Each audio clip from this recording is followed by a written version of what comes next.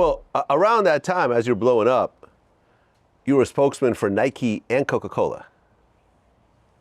That's insane when you think about it.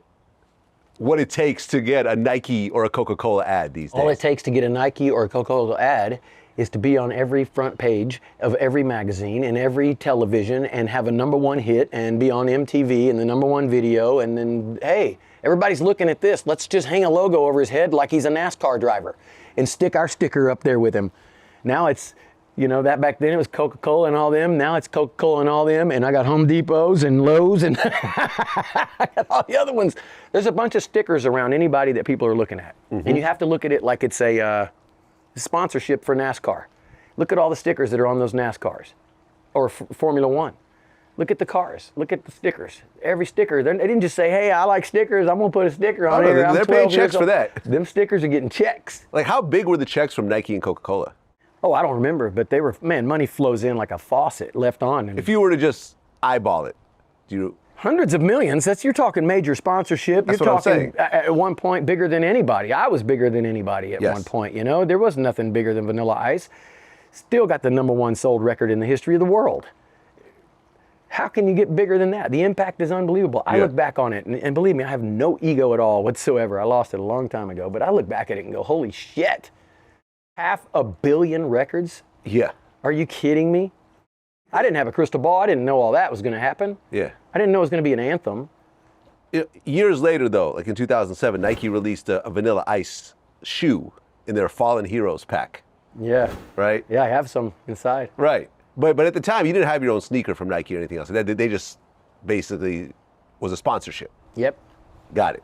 They did the Vanilla Ice to the Extreme sneaker, and it's an SB, and it's a badass sneaker, man. Yeah, it's red with the stars on it. Sick. High top. It's got it's the exact same colors of my To the Extreme album cover with Ice Ice Baby. Yeah, you could tell that's what they did. Yeah, and then if you look on the inside of the shoe, on the sole on the inside, or the insole, it's a pompadour haircut. It's my haircut. You remember the haircut with the streak, the blonde streak? Yep. Holy shit. I had some killer hairdos, man. Well, by 1994, you kind of changed direction. So you became really interested in Rasta. Birds back. You grew dreadlocks. Yeah. And you started smoking weed. You became a vegetarian. Yep. How was that? Because white people with dreadlocks, not always the easiest thing to grow. And, the acceptance isn't always there. So I grew them by going in the ocean, South Beach, putting sand in my hair and never washing it. Right. And it just crinkles up, and then you can take it and do that, and it'll make a dread. It's not that hard. The sand and stuff, it gets gross. But I was doing it to just not to have any kind of image change or anything, is to kind of like hide out. Like to be different, because everybody was so recognizable my other way that I couldn't even fill up my car with gas without being hounded everywhere I go. And I didn't want to live like a hermit anymore. I'm an outside guy. I live in Florida. I want to go shopping. I want to go see people. I want to go eat in the restaurants. And how can I do that? So that was kind of my disguise kind of thing, was to kind of flip the script on them, image-wise and all that. But it wasn't planned. It was just kind of like an escape from all of taking it to the extreme, pretty much, This is 94. So it was 4 years later after Ice Ice Baby, right? So I needed to, escape reality. I tried so many different ways. I tried with the drugs, which I told you about. Yeah. That didn't work, because you always have to come back to reality. You can only escape it from the time you're high.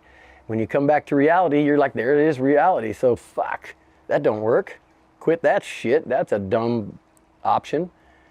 You have to face reality, and that's the best way to handle all your problems, is wake up every day, and whatever comes your way, put the fires out, man.